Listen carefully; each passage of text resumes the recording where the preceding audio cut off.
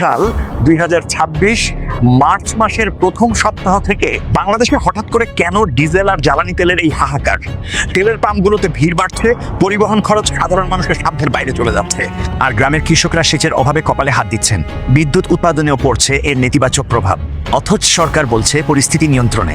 তাহলে আসল সত্যটা কি? এটি কি কেবল সাময়িক কোনো সমস্যা, নাকি এর পেছনে লুকিয়ে আছে বড় কোনো সংকট?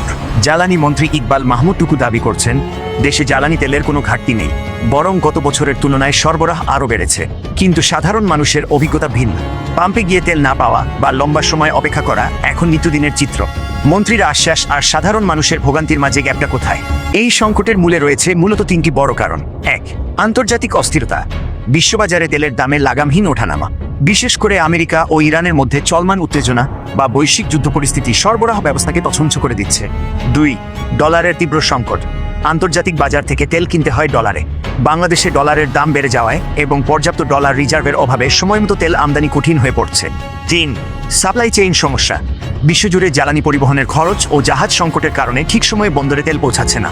তেলের এই অভাব মানে কেবল গাড়ির চাকা থামা নয়, ডিজেলের সংকট মানে কৃষি খাতে সেচ ব্যাহত হওয়া, যার প্রভাব পড়বে সরাসরি আমাদের খাদ্য নিরাপত্তায়।